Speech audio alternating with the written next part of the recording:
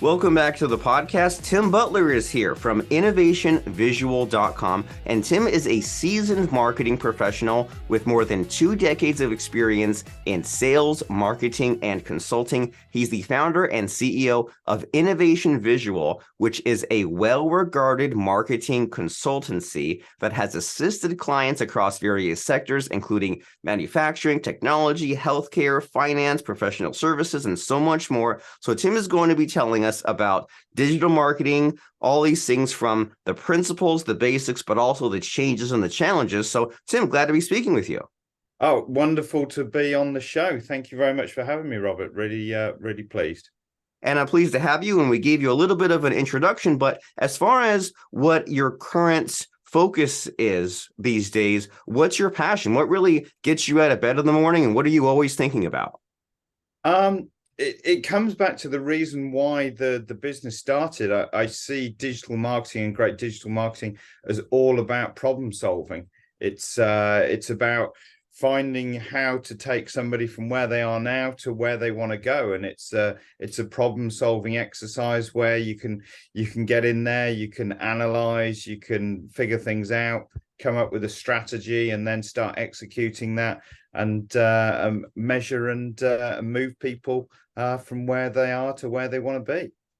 Wonderful. And so we love solving problems and going to the problems. Life is problems, right? Like you think about, since the moment you were born, it was, where will my meal come from? Where will my clothes come from? And in any business we jump in, it's, how do I get customers? How do I get a funnel? How do I, get money coming into the business? And then there's all these technical problems. So problems are good. And problems mean opportunity, especially for us entrepreneurs and digital marketers. And so what sort of problem do you see happening these days? Like, what's really just holding people up lately? I think the current one I'm seeing a lot of is trying to cut through noise.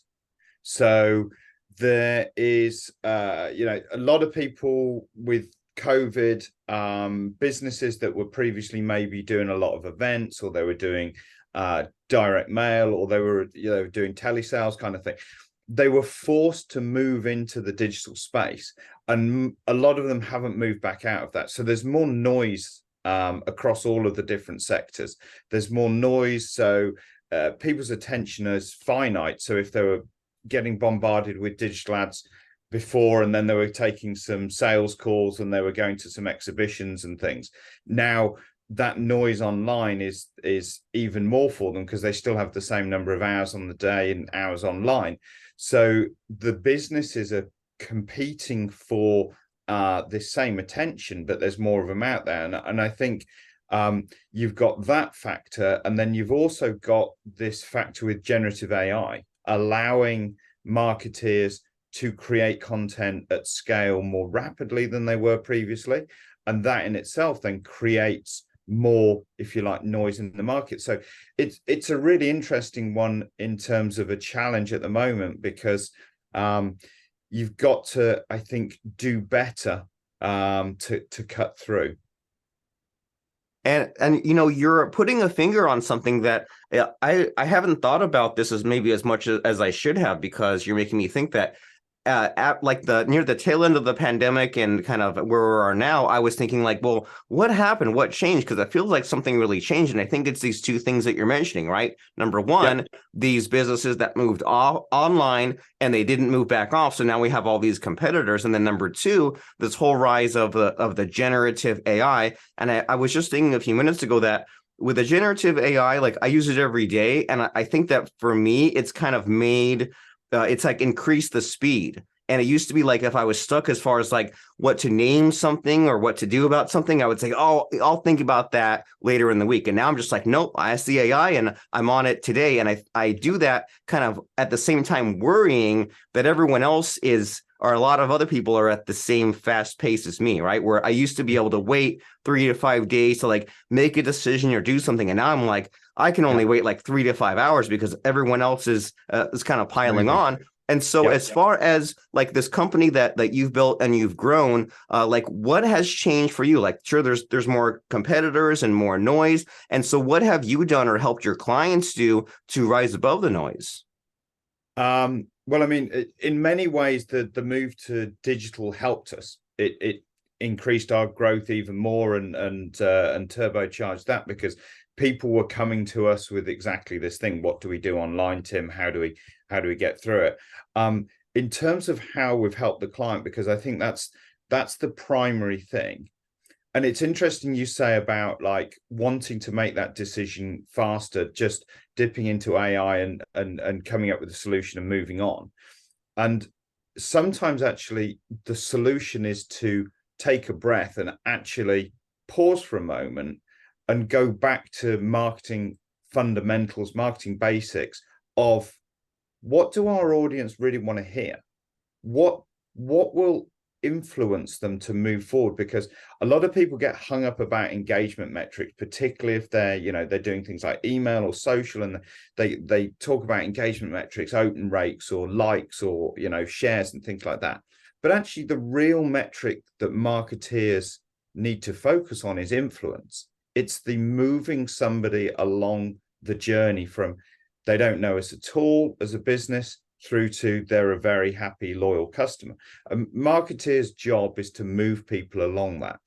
And sometimes to cut through the noise, you have to just take a breath and actually say, it's not about the volume. It's not about the speed. It's actually about the clarity of message.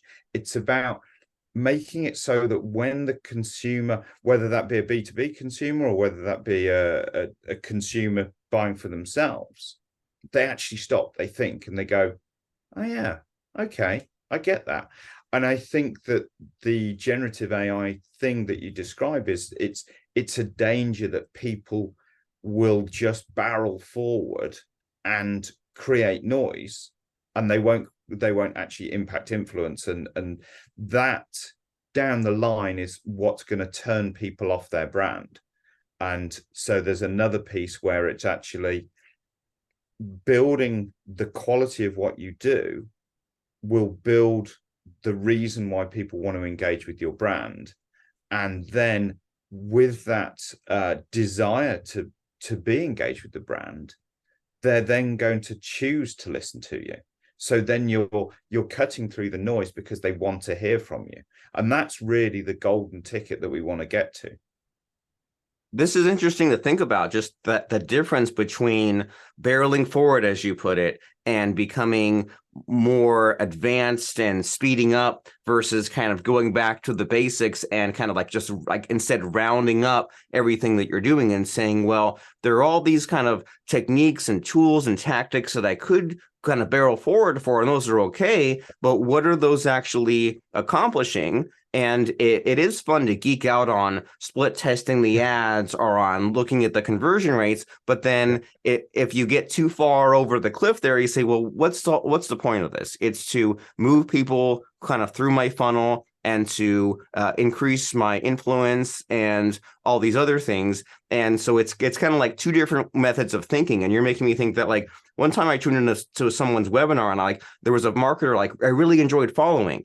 And then I got to the point where one day I tuned in and like 30 seconds in, he was like editing code and playing around with email messaging. And I'm just like, it's great to be advanced, but there's no context, there's no simplicity. And I was just like trying to hang on for dear life just to follow this person. Yeah. And I ended up like never going back. And so there's definitely something to you saying that, well, I have all this knowledge and I have all these advanced techniques, but how about just like getting some clarity, getting some simplicity, getting some focus into the basics and what this is all accomplishing. And so along those lines, and these companies that you help, like what are they missing these days as far as the fundamentals? Like, is it that they're not asking these deep questions? Or are they not measuring? Do they not have the landing pages? Like what's out of all the things that could be missing, is there like a top one or two things that are just need to be filled in lately?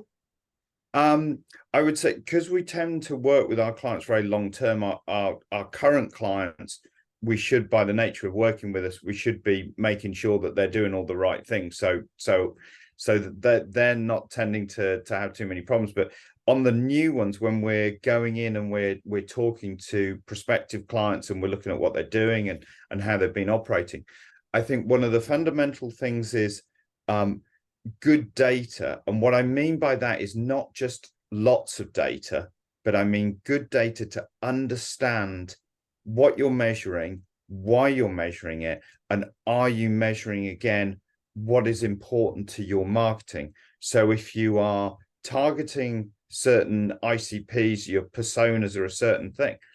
I see people who don't even measure that their ICP is, this age group, and maybe that's this sort of job title, and then they don't actually measure how many people, what percentage of people fall into that ICP when they're doing, a paid campaign, and they're just talking about that, and you're like, well, hold on a minute, can you actually measure that? Are you actually pulling that data in and things? So, and then data mismatch between, getting hung up about, conversion rates and going, the conversion rate on this creative is really good. Okay, well, we'll run more of that, but not actually following it through the chain of value. And so data measurement should follow the chain of value, and it should tell you about what decision you make as a marketeer is best influencing revenue and profitability. And I separate revenue and profitability because I was talking over in Vilnius in Lithuania a few weeks back, and I was talking to them, and I was saying about like the difference between revenue and profit is really important, because it was an e-commerce conference, and with things like Black Friday, people give away these deals, and I said the revenue for Black Friday, when you're giving away 25 or 40% discount, that's not the same as the revenue that somebody's buying from you, in October, paying full price for the product. And I think that it's really important when it comes to data and metrics, people understand the whole value chain and they think about what underlies that data. And I think that if you have to give one thing that people come to us with, that's a really good starting point, because you need that to move forward.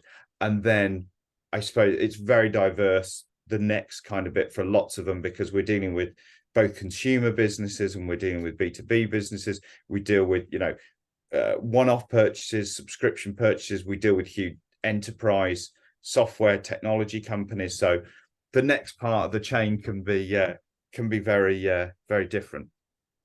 Okay, well, so this is kind of hammering the point home as far as we need to be thinking about these basic questions and maybe revisiting these things that maybe we haven't asked ourselves in a few years, right? Asking about that customer avatar and that age group and their needs and wants and frustrations, and just going back and saying, well, is the marketing and the messaging and the ads we're running, does that all overlap with those decisions that we made years ago? And maybe not if we just let ourselves get caught up in the day-to-day and all the distractions. So you're saying go back to basics, even though it might be a little dull and boring and repetitive, but it's really essential to have that solid foundation.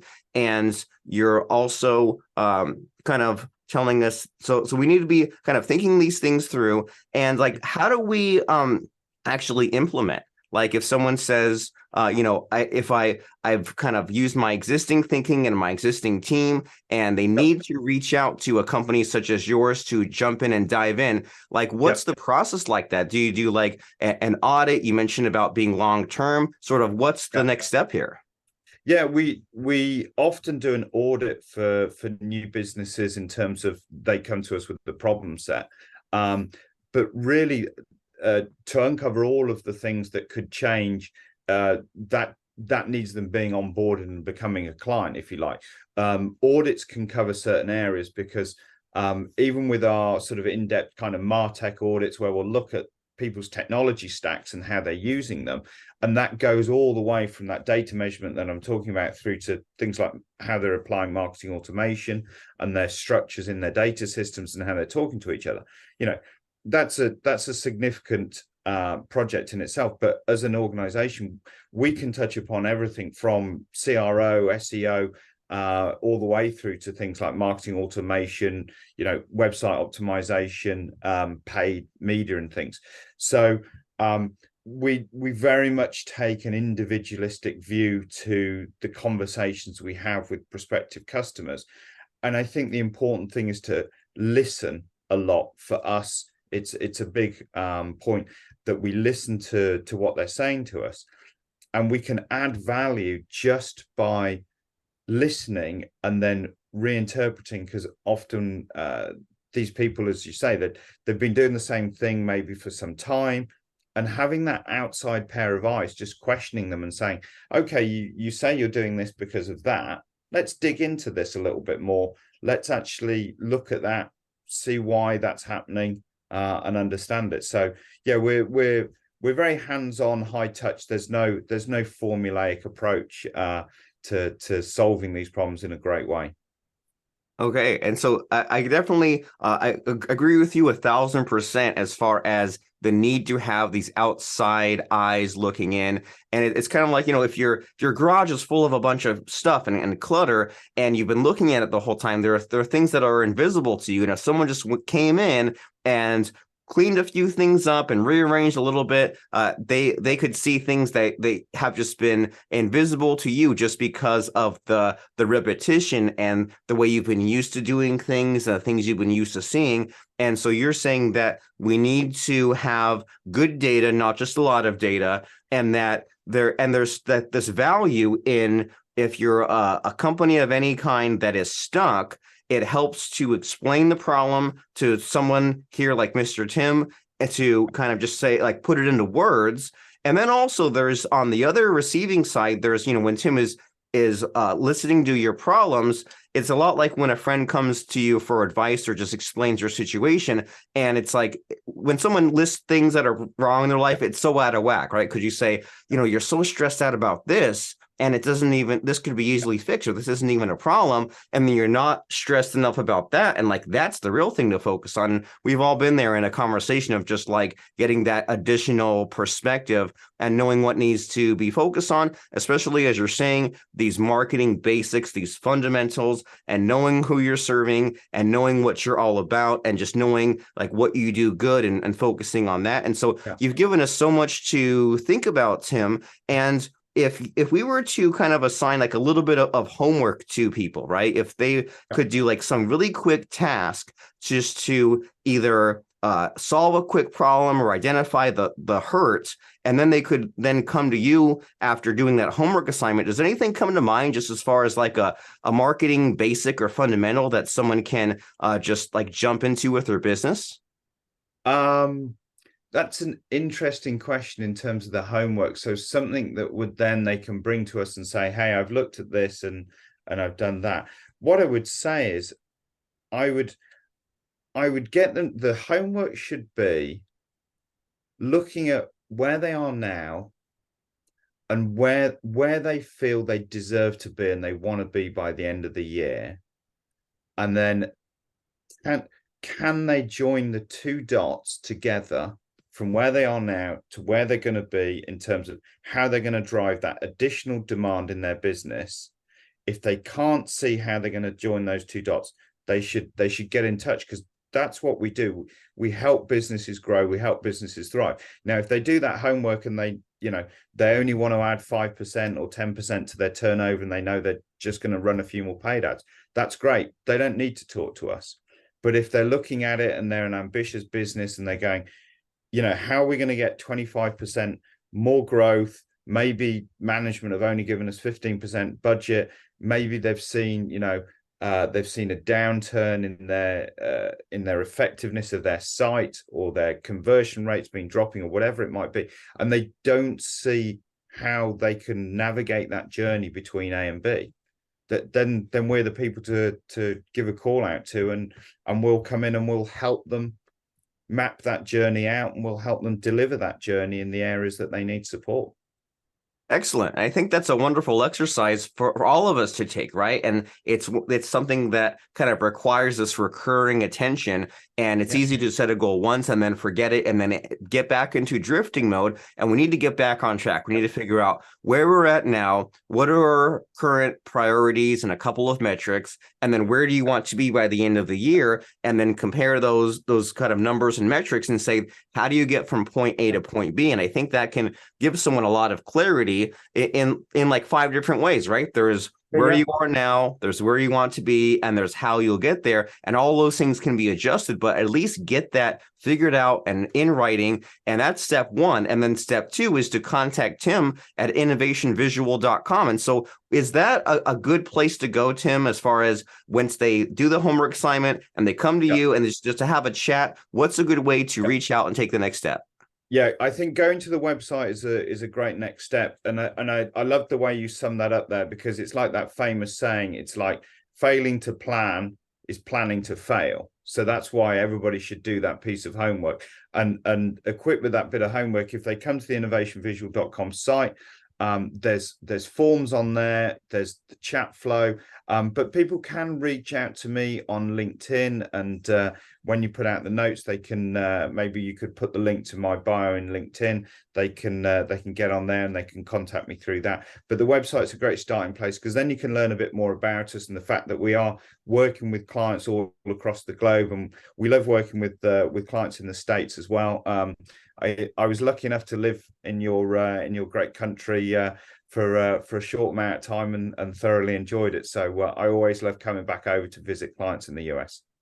Wonderful. And so people should reach out to you. That way you could have that opportunity to jump in and solve their problems, which, as we said in the beginning, is what it's all about. And that website is innovationvisual.com. And then on LinkedIn, Tim Butler. And as you said, Tim, we'll put that link in the show notes. But and just on the off I chance think someone. it's Tim Butler 101, I think is the URL, but we can put that in the show notes, make it easy.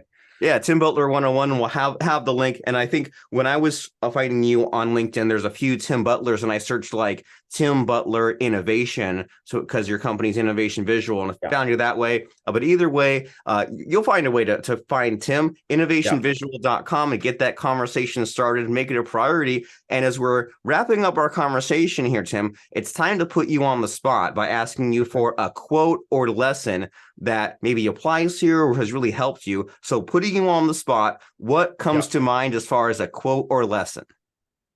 I would say a lesson would be you'll never know it all. You always have to keep learning when it comes to digital marketing, because things move so fast. So never stop learning.